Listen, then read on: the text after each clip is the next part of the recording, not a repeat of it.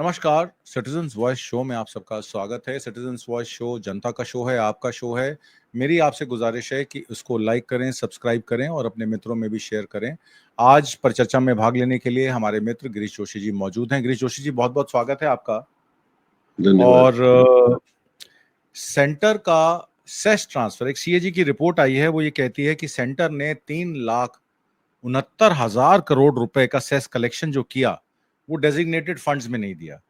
और ये short allocations जो हैं, हालांकि 1974 से 2024 तक की हैं, पर इसमें जो 2017-18 के बाद एजुकेशन सेस, हेल्थ सेस, जो पेट्रोल और पेट्रोलियम प्रोडक्ट्स पे और डीजल पे लगाया गया, वो पैसा ना हेल्थ फंड में गया, ना एजुकेशन फंड में गया, और रोड इंफ्रास्ट्रक्चर फंड का पैसा भी जो है वो सेंटर की सरकार के पास पड़ा है। शायद इसीलिए नितिन गडकरी और प्राइम मिनिस्टर मोदी में जो है वो ठनी रहती है। सीएजी ने यह भी कहा कि ये शॉर्टफॉल्स जो है ट्रांसफर की, ये investors education, protection, monetization of national highways, development in oil industries, क्योंकि ऑयल डेवलपमेंट फंड भी उसमें आता है, और development of health and education in the country. $60 barrel का तेल लेकर 86,000 करोड़ का फायदा हमारी ऑयल कंपनीज को हुआ। सेस कलेक्शन सरकार ने किया, पैसा रिक्वायर्ड फंड्स में क्यों नहीं गया? इसके पीछे का सारा कारण क्या है, आपसे समझना चाहते हैं गिरीश। देखिए आत्मजीत जी, सीएजी का जो रिपोर्ट आया है वो इट इज रियली डिस्टर्बिंग, क्योंकि आपका बेसिक तो देखिए, आप जब आए थे आपकी प्रॉमिस थी कि एजुकेशन और हेल्थ पे पूरा ध्यान दिया जाएगा। फिर उसमें एक आपने स्वच्छ भारत भी ऐड किया, और ये सारे जितने टाइटल आपने दिए उसमें आपने सब जगह पे सेस लगाया। अभी सीएजी का जो रिपोर्ट है उसमें सेस और सरचार्ज सिर्फ आप पकड़ो तो 4,90,000 करोड़ का जो आपने कलेक्शन करा, और सरचार्ज का जो आपका लास्ट 6 महीने का हिसाब में पकड़ेंगे तो 40,000 करोड़ जो आपका लास्ट ईयर था वो 1,25,00,000 हुआ इस साल। तो आपने कलेक्शंस कहाँ पे करा है? अभी नेट डायरेक्ट कलेक्शन आप देखते हो, नेट डायरेक्ट टैक्स कलेक्शन तो 6,91,000 करोड़ था, वो इस साल 4% डाउन होकर 6.64 लाख करोड़ हुआ।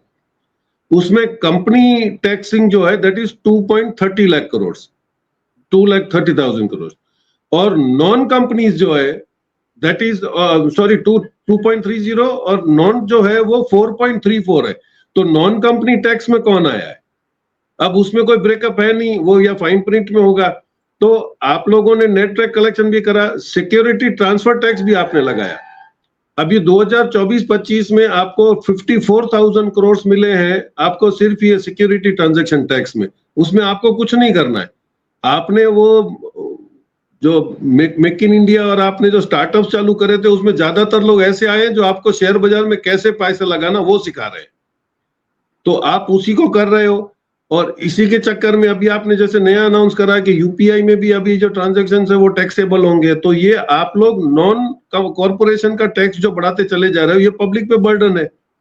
तो आपने वो सीएजी के रिपोर्ट में व्हाट इज डिस्टर्बिंग इज कि आप लोग ने जो 2,40,000 करोड़ जमा करे थे in the name of health and education and स्वच्छ भारत, उसमें से आपने कितना स्पेंड किया? ओनली 344 करोड़।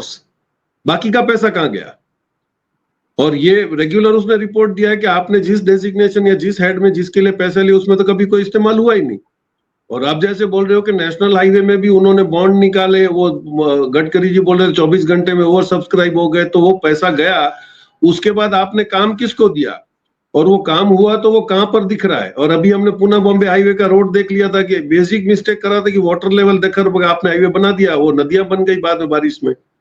तो I think this is incompetence, और ये सब अपने अपने एग्जिस्टेंस प्रूव करने के चक्कर में सारा ये कर रहे हैं। और मिसमैच इतना बड़ा है क्योंकि आपके पास ओरिजिनल डेटा जब है ही नहीं तो आप किस पे आर्ग्यू करोगे। लेकिन ये जो छन छन क्या आ रहा है, अभी सीएजी का रिपोर्ट है तो यू नो कि भाई कम से कम 2.25 लाख करोड़ कहां चले गए किसी को पता नहीं, ना हेल्थ पे खर्चा हुआ ना एजुकेशन पे हुआ, और उसकी क्या पोजीशन है वो हम बेसिक में जान रहे हैं जी। इसमें single largest source of shortfall transfer है, उसका है oil industry development board, OIDB. Oil industry development board act जो है 1974 का है, जिसमें all international oil industry development board में डेवलपमेंट ऑयल इंडस्ट्री होता है। आपको पता है कि हमारी 90% रिक्वायरमेंट जो तेल की है वो बाहर से आती है। रशिया उसका 35% हिस्सेदार है, सऊदी अरेबिया, इराक, लीबिया, और अब वहां से भी, अमेरिका से भी हमारी जो है तेल की खेप आती है। नेचुरल गैस का भी हम लोग सेस इंपोज करते हैं। नेचुरल गैस आपने पहले देखा, गुजरात में कहा गया कि गैस फाइंड है, ओएनजीसी के रिग लगे हुए थे, बहुत सारा जीएसपीएल का पैसा जो है वहां लग गया और वो पैसा डूब गया। आज भी हमारी एलएनजी रिक्वायरमेंट जो है कतर से पूरी होती है, और कतर में ही डोनाल्ड ट्रंप जाते हैं, जहां मुकेश अंबानी उनको मिलते हैं और सारा मामला सॉर्ट आउट करते हैं। मैं आपसे ये पूछना चाहता हूं, ऑयल इंडस्ट्री डेवलपमेंट बोर्ड जो कि इंपॉर्टेंट बोर्ड है, उसका पैसा 1974-73 से लेके फाइनेंशियल ईयर 23-24 तक टोटल सेस जो क्रूड ऑयल पर है वो गवर्नमेंट का 2,94,850 करोड़ रुपए है। इसमें 18,845 करोड़ रुपए फाइनेंशियल ईयर 23-24 का भी है। और ये भी मान लेना चाहिए कि उसके बाद गवर्नमेंट ने 2,90,000 सेस जो development of oil industry collect किया, वो भी पैसा जो है उस रेलेवेंट डिपार्टमेंट में नहीं गया है। हमारे नेबर्स के साथ हमारे रिलेशंस खराब हो चुके हैं। कोई ट्रेड हमारा नेबरिंग कंट्री के साथ नहीं है। रशिया से ऑयल लेने में जो स्टेट कंपनीज हैं उस पर ट्रंप सैंक्शंस लगाना चाहते हैं, और आनन फानन में हमारी ऑयल कंपनीज को कहना पड़ा कि हम रशिया से तेल नहीं ले रहे हैं। तो भारत की एनर्जी रिक्वायरमेंट्स पूरी होगी कहां से? ना आप चाइना की तरफ जा सकते हैं, ना रशिया की तरफ जा सकते हैं, ट्रंप का दबाव है, नेबरिंग कंट्रीज के साथ आपकी बैठ नहीं है। ऑयल इंडस्ट्री बोर्ड का पैसा 2,90,000 करोड़ रुपए आप जेब में डाल के बैठे हैं या खर्च कर चुके हैं, पता नहीं वो पैसा कहां है। तो इस सारे एपिसोड में अब सेंटर की सरकार के पास स्टेक्स क्या है टेबल पर, कार्ड्स क्या है उनके पास? नहीं, आज आप ध्यान से सुनिएगा तो लाल किले से दो जो एक पॉइंट्स बोले उसमें दो एक भी है कि 1 करोड़ का जॉब जनरेशन करेंगे। कैसे कि उन्होंने ऑयल में और रिसर्च में उन्होंने पैसा खर्च करना है कि वो R&D करेंगे और ऑयल और गैस एक्सप्लोरेशन करेंगे। वो तो आपका ओएनजीसी और ये तो उसमें लगे हुए हैं, तो उन्होंने अभी तक क्या उन्होंने पैदा किया। लेकिन इनका जो ये बैकडोर मनी अर्निंग सिस्टम जो था कि पब्लिक सेक्टर को इतना पैसा बनाने दो, पब्लिक तो पैसा देती रहेगी, उसका डिविडेंड जो लेके ये एडवांस में ले लेते हैं बैंकों से और वो इस्तेमाल करते हैं। तो क्योंकि वो तो डिविडेंड तब बढ़ेगा जब उनकी इनकम बढ़ेगी। इनकम कहां से बढ़ेगी कि आप पब्लिक को टैक्स कर दो, पब्लिक से ज्यादा रेट ले लो। तो इनका ये पूरा मोडस ऑपरेंडी ये था कि अभी आप बॉन्ड से तो गए, आप इलेक्ट्रल बॉन्ड से तो चले गए, तो अब आपको क्या करना है, पब्लिक सेक्टर कंपनियों को पैसा छापने दो, वो डिविडेंड दे देंगे और आपका सिस्टम चलेगा। लेकिन आपने जो बात करी कि सब कंट्रीज ने जब से ट्रंप ने टैरिफ की बात करी है, एवरी कंट्री स्मॉल और बिग वो या तो अपने डेवलपमेंट में कंसंट्रेट करने लग गया या तो अपनी अल्टरनेट सप्लाई मार्केट्स ढूंढने लग गया। अब इसमें आप क्लियर एग्जांपल देखो तो पहले हमारे आसपास के 6 नेबर्स की क्या हालत है। आप नेपाल देख लो, नेपाल में हाईवेज, रेलवे, लॉजिस्टिक पार्क्स वो BRI के अंडर में उसने एग्री करा और डिफेंस जॉइंट एक्सरसाइज और आर्म परचेज नेपाल ने चाइना के साथ कर लिया। अब वो तो उसी के साथ अटैच्ड है, आपने ये अपॉर्चुनिटी खो दी। बांग्लादेश को देख लो तो उसका तो इंफ्रा फंड्स में वो पद्मा ब्रिज और रोड डेवलपमेंट, क्यों? क्योंकि उसने भी BRI में एग्री करा कि हम लोग चाइना की बेल्ट एंड रोड इनिशिएटिव में पार्ट ले रहे। सबसे पहली गलती हमने ये करी थी कि वी ऑब्जेक्ट टू BRI, और उस दिन से हम लोगों का शायद डाउनटर्न शुरू हो गया कि जब पूरा BRI के आप सिस्टम देखो तो उसने पूरे एशिया के एक कॉर्नर से लेके यूरोप के मोहने तक उसने पूरा BRI का सिस्टम खड़ा कर दिया और उसने सारा नेटवर्क ऐसा खड़ा किया है कि पोर्ट्स की जरूरत नहीं पड़ेगी, आप लैंड से ही सारा डेवलपमेंट कर सकते हो। तो BRI में आप देखिए कि वो हमारे इंडियन के डिस्प्यूटेड एरियाज में से निकल रहा था। तो हमने जैसे ही BRI में उसका ऑब्जेक्शन लिया, then China started at its own, और उसको कौन रोक पाएगा? वहां कोई डेमोक्रेसी नहीं है। He did that. और अभी आप देखिए तो जापान को शिपिंग महंगा पड़ रहा है, तो Japan is also has agreed and वो BRI यूज कर रहा है अफ्रीका में माल पहुंचाने के लिए। क्योंकि आप देखिए पूरा एशिया के बॉटम से लेके पूरा चाइना क्रॉस करके वो ईरान में अपना उसने पोर्ट बना लिया, वो चाबार से अपने लिंकअप उसने करवा लिया, ग्वादर पाकिस्तान से करवा लिया, पाइपलाइन डाल दी। रशिया और चाइना के बीच में जो उनको शिपिंग का जो दिक्कत था वो उसने ऑलरेडी गैस और पाइपलाइन ऑयल की डाल दी। He is now no more dependent on sea routes. तो ये सारे डेवलपमेंट्स में हम पीछे रह गए। तो नेपाल हमारे हाथ से गया, बांग्लादेश गया। श्रीलंका में जब हेबनटोटा पोर्ट पे चाइना पहुंचा था तो सिर्फ वो लाल आंख दिखाने के चक्कर में कि हम भी करेंगे और हम अडानी जी को ले जाके हमने उसके दूसरे किनारे पे पोर्ट दिला दिया, वो हम लोगों ने जानबूझ के दुश्मनी कर ली। चाइना अगर हेबनटोटा क्रिएट कर रहा है और उसको पैसे दे रहा है तो हमने उसको कौन सा उसके सामने जाके काउंटर करना था। तो instead of joining together and doing a business, आज ईरान जितना बड़ा कंट्री भी चाइना के साथ कोऑर्डिनेट कर रहा है, वो उसके साथ कॉम्पीट नहीं कर रहा है। Iran is not doing it, Afghanistan is not doing, क्योंकि उनको समझ में आ रहा है कि ये एक बंदा खर्चा कर रहा है और ये डेवलपमेंट एरिया का कर रहा है, तो what is wrong in that, उससे कोई एरिया कैप्चर नहीं हो जाता। लेकिन हम लोगों की अप्रोच ही अलग थी। फिर आप मालदीव्स की बात कर ले, मालदीव्स में चाइना और टर्की ने लॉजिस्टिक और हाउसिंग लोन्स दे के वहां पे उसको पूरा वो उठा रहे हैं, तो मालदीव्स को फिर आपकी गरज नहीं पड़ी, आपने एड वगैरह दिया, लेकिन फिर आपको मालूम पड़ा कि नहीं, he is a very strategic partner, वो जहां पे बैठा हुआ है, तो हम लोगों ने फिर उसको डैमेज कंट्रोल करना शुरू किया। लेकिन पहली बार में जो आपने गलतियां कर दी, उसको रिवाइव करने में फिर बहुत बड़ा टाइम लग जाता है। आप म्यांमार में आइए, जुंटा आर्मी में, वहां पे जो डिस्प्यूट्स थी उसमें हम लोगों को डायरेक्ट इन्वॉल्वमेंट करने, क्योंकि रशिया और चाइना ऑलरेडी वो Q21 के बाद तो वहां पे बैठे हैं, और वो ट्रेड BRI की वजह से हमारे पे डिपेंडेंस उसने भी खत्म कर दिया। तो ये सारे देश जो है, अब आप भूटान देख लो, भूटान में तो हम लोगों ने उनको सिक्योरिटी की रिस्पॉन्सिबिलिटी ली हुई है, लेकिन that is no more effective ना, चाइना इज ऑलरेडी देयर, उसने हाइड्रो पावर और टूरिज्म में इतना पैसा उसमें डाल दिया भूटान में कि ऑटोमेटिकली वो BRI में मेंबर बनता है और वो ही गोज टुवर्ड्स चाइना। तो आप देख लीजिए, लोन्स देना, वहां पे डेवलपमेंट कर देना, ये 6 के 6 कंट्रियों पे हम लोगों ने, उन्होंने हमारे पे डिपेंडेंस छोड़ दिया। तो आप जो सोच रहे थे कि अमेरिकन टैरिफ्स के बाद हम लोग और कोई मार्केट ढूंढ लेंगे, तो ना हम उस एरिया में कुछ निगोशिएट कर रहे हैं। 38 बिलियन की अफ्रीका की मार्केट है, हम उस डायरेक्शन में भी कोई मेहनत नहीं कर रहे हैं। तो what is our policy and where are we going to do? तो लाल किले से आपको ये एक्सपेक्टेड था कि आप बताओगे कि अभी इस इकोनॉमी को स्टेबल रखने के लिए आप कौन सी कंट्रीज में जाके क्या क्या आपने उसके लिए कोई पॉलिसी बनाई है। जी, आपको याद होगा विनोद राय की भी एक सीएजी रिपोर्ट आई थी जिसमें 2014-15 में इंडिया अगेंस्ट करप्शन खड़ा हुआ था। ये सीएजी रिपोर्ट का इस समय आना, जिसमें मोदी साहब अपने ऑल टाइम लो पर हैं और खुद ज़ीरोदा के इनकामत को उन्होंने कहा कि मैं भी इंसान हूं, भगवान नहीं हूं। हालांकि इलेक्शन से पहले वो कह रहे थे कि पता नहीं, मैं शायद ऊपर से नॉन बायोलॉजिकल, और फिर उन्होंने ये कहा कि मैं भी, मेरे से भी गलती हो जाती है, मैं इंसान हूं। तो कम से कम उन्होंने ये तो कबूल किया कि वो इंसान है। और गवर्नमेंट ने जो एजुकेशन सेस 2% का लगाया था, मैं उसका थोड़ा आंकड़ा देना चाहता हूं। विद इफेक्ट फ्रॉम April 1, 2004 से 7 सेकेंडरी हायर एजुकेशन सेस 1%। अप्रैल 2018 में सेंट्रल गवर्नमेंट ने उसको रिप्लेस करके 2 सेस को सिंगल 4% का एजुकेशन और हेल्थ सेस कर दिया। ये मोदी सरकार ने किया। उसके बाद उसका पैसा प्रारंभिक शिक्षा कोष 2 नवंबर 2005 में जो इंट्रोड्यूस हुआ, उसमें माध्यमिक उच्चतर शिक्षा कोष में उस्टैब्लिश किया 2017 मोदी सरकार में। प्रधानमंत्री स्वास्थ्य सुरक्षा निधि सेटअप हुआ 2021 में।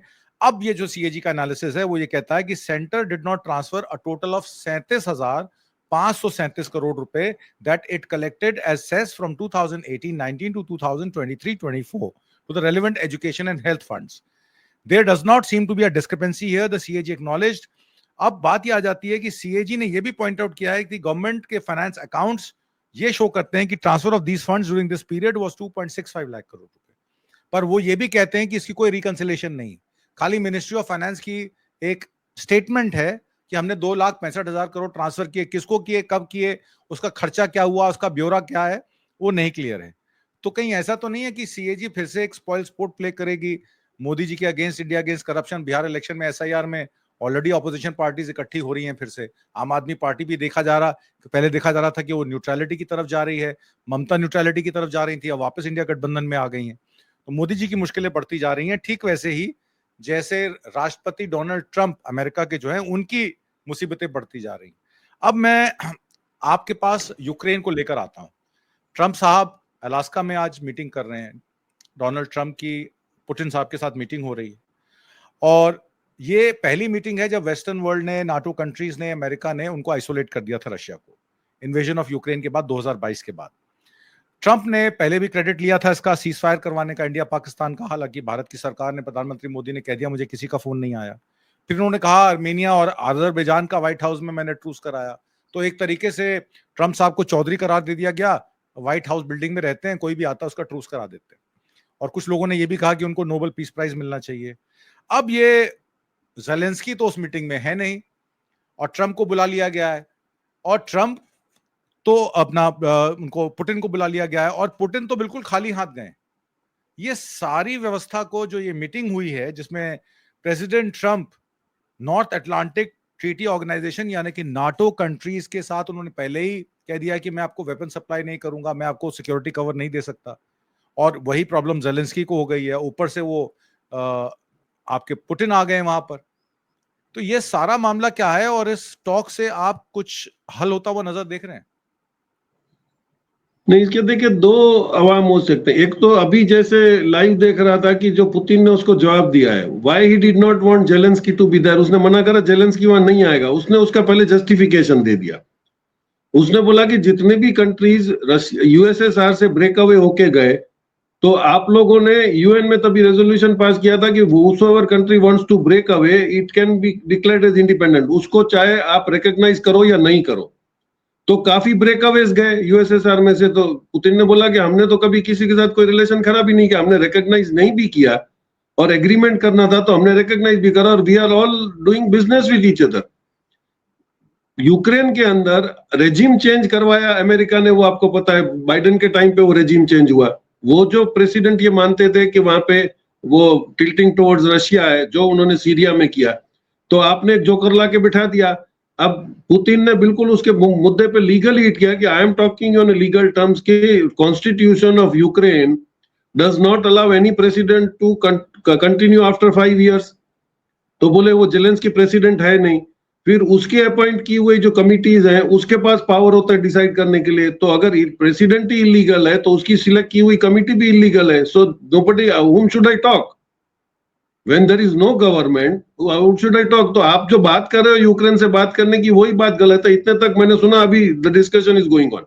तो Putin is very well ready, और वो बोलता है कि भाई जब वहां पे कोई गवर्नमेंट नहीं तो मैं बात नहीं करूंगा। तो मैंने कौन सा यूक्रेन पे अटैक किया, वो कंट्री ही नहीं है अभी।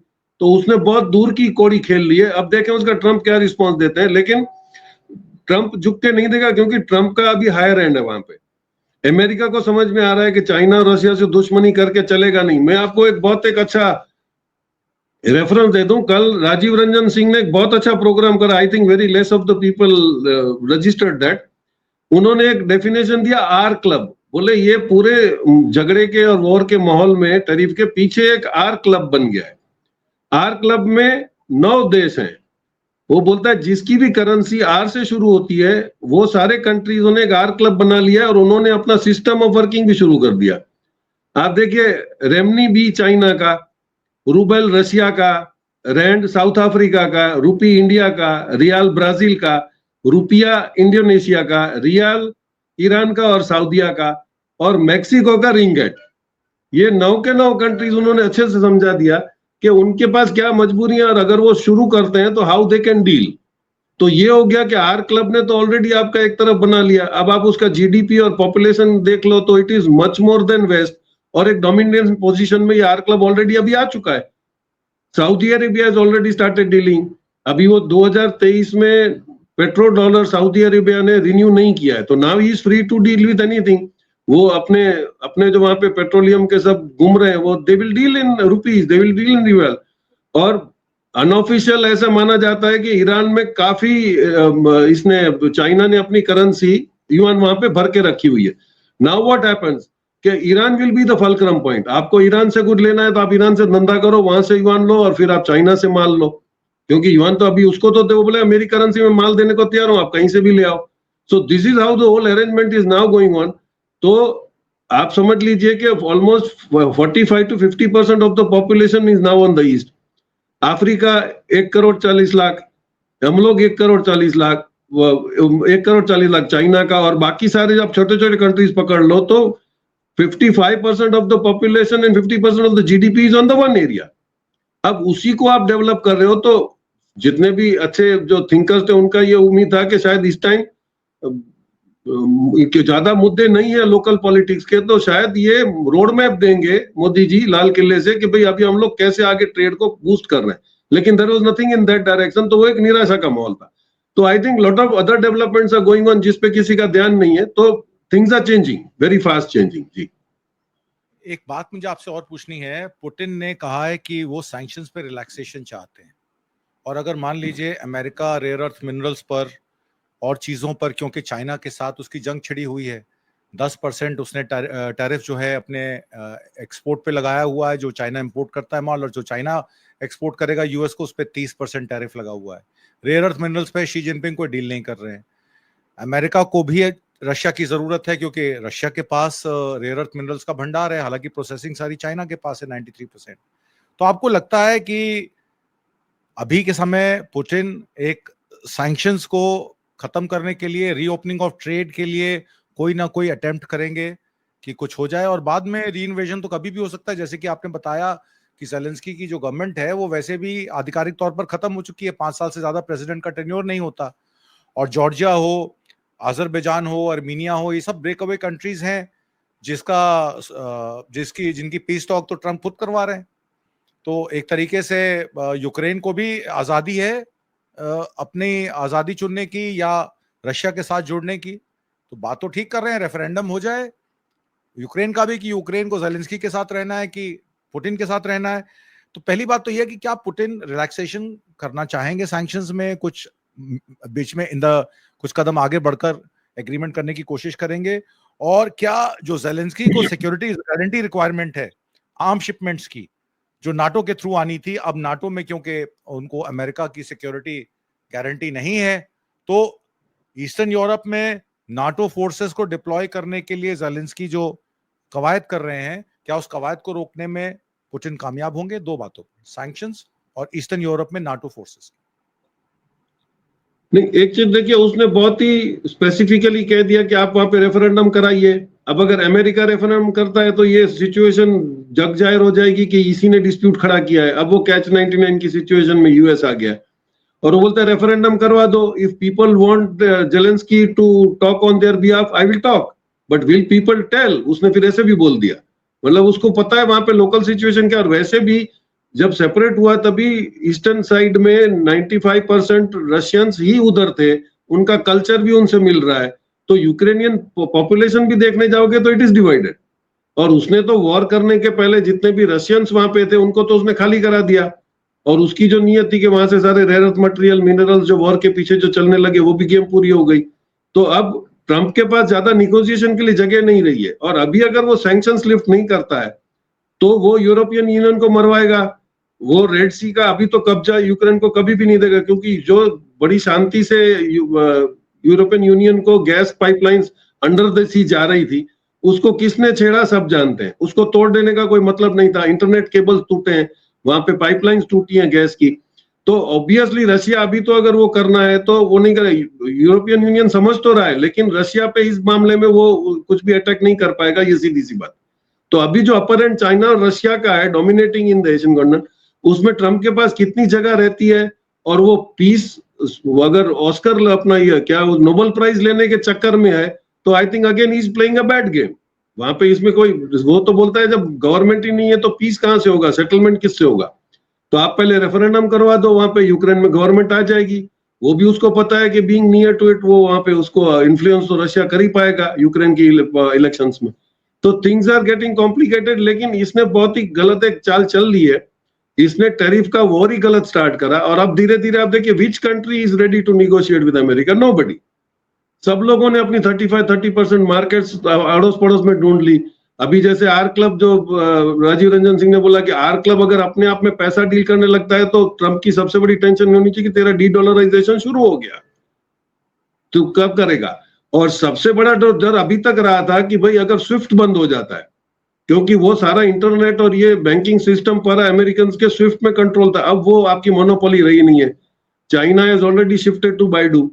बाइडू का जीपीएस है, बाइडू की इंटरनेट है, बाइडू का ट्रांजैक्शन है, और उसमें जो यूपीआई का ट्रांजैक्शन हम लोगों ने सिखाया दैट इज वेरी सक्सेसफुल। उसको इंडोनेशिया ने करके देख लिया, वियतनाम ने करके देख लिया।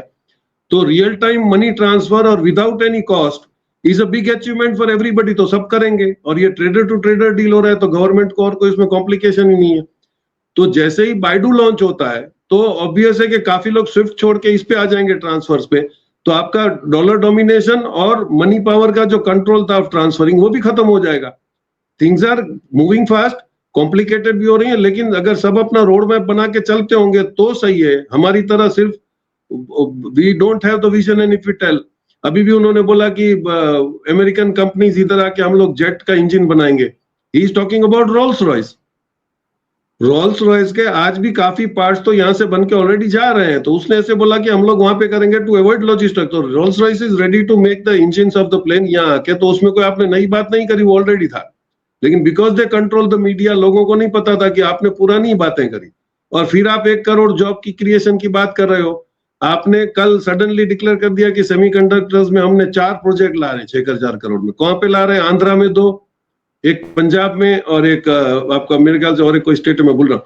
तो वो आप फिर वही पॉलिटिकल गेम कर रहे हो। सेमीकंडक्टर का प्रोजेक्ट जो आपने डिक्लेयर किया वो रातों रात शुरू नहीं हो जाएगा, दैट विल टेक टाइम।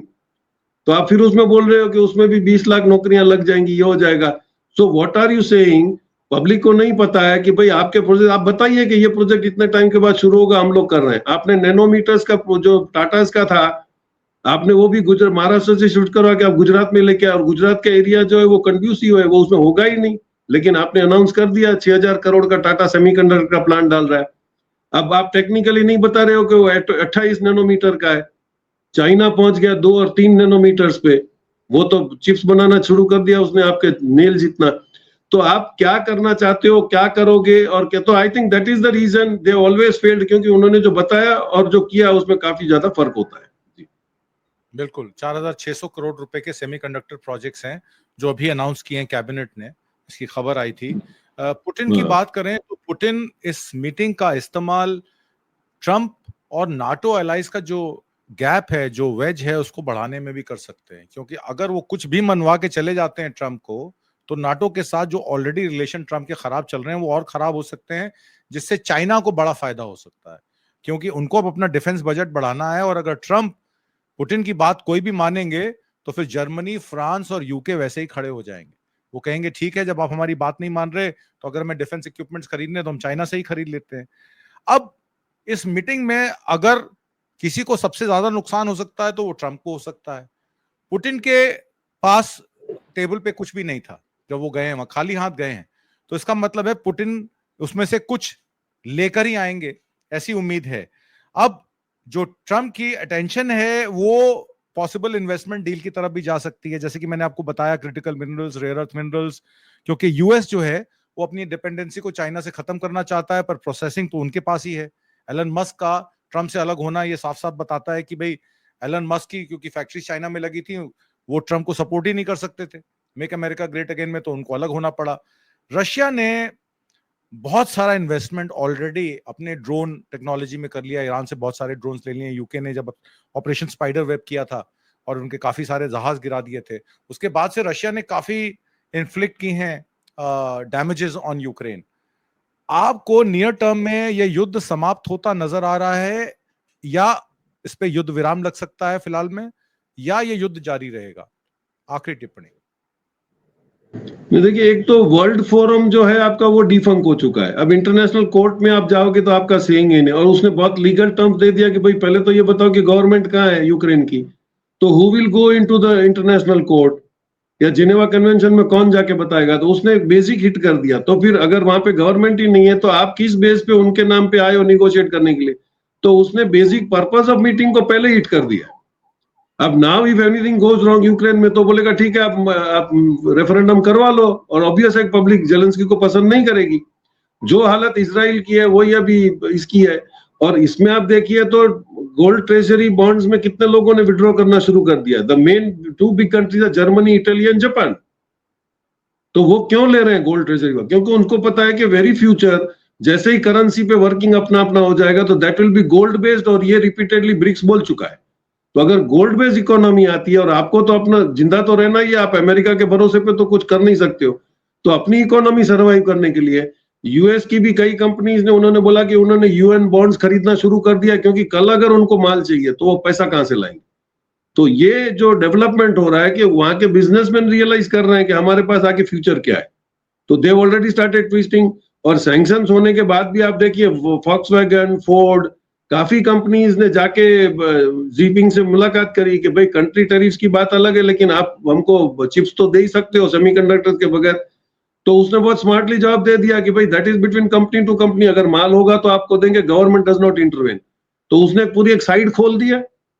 और सबसे स्मार्ट मूव चाइना ने वही करा कि अभी 1 महीने के लिए आप सिर्फ पासपोर्ट पे जा सकते हो, you don't need visa to visit China from first. तो आप अपना सर उठाओ, पासपोर्ट ले जाओ और आप 29 दिन तक चाइना में रह सकते हो। ज्यादा रहना है तो फिर आप वीजा अप्लाई करिए। तो इसने तो पूरा टूरिज्म सेक्टर भी खा लिया, everybody can go and do business there.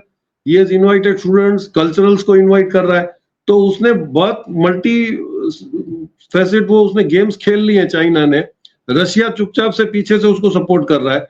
तो अभी क्या नहीं है जो इनके पास नहीं है, जो पोजीशन अफ्रीका की है, जो उसके पास सब कुछ है, ऐसी हालत रशिया, चाइना और ईरान ने मिलकर खड़ी कर दी अमेरिका के लिए। अब वो कब तक नाटो पे प्रेशराइज कर पाएगा, नाटो को भी तो अपना फ्यूचर देखना है, सो दे आर ऑल्सो रियलाइजिंग। और ये जो कुछ स्टेप्स हैं कि भाई ट्रेजरी बॉन्ड्स बेच देना, गोल्ड का परचेज करना, ये that means they know what is the stand of BRICS in future and how this are club is going to work. तो ऑब्वियस है they have taken their security और things will change. जी बिल्कुल ठीक कहा आपने। आगे आने वाला समय डिफिकल्ट हो सकता है डोनाल्ड ट्रंप के लिए, तो बहुत ही मुश्किल घड़ी है ये। और कहीं ना कहीं भारत की सरकार में प्राइम मिनिस्टर मोदी के भी मुसीबतें बढ़ गई हैं। आज जो लाल किले से उन्होंने जीएसटी पे अनाउंसमेंट की, ऐसा लग रहा है कि आने वाले समय में उनकी प्रॉब्लम्स और बढ़ सकती हैं। जब वो अक्टूबर का हवाला देके कह रहे हैं कि जीएसटी काउंसिल जीएसटी को रेगुलराइज करेगी, तो ऐसी बातें लाल किले से कहना, मैंने तो किसी प्रधानमंत्री को, आप देश की सुरक्षा पे बात करिए, देश में भाईचारे पे बात करिए, देश को जोड़ने की बात करिए, ये जीएसटी, टैक्स, लेना देना, ये ट्रांजैक्शनल चीजें लाल किले से डिस्कस नहीं होती। आज की परिचर्चा में भाग लेने के लिए गिरीश जोशी जी, आपका बहुत बहुत धन्यवाद। नमस्कार। Thank you.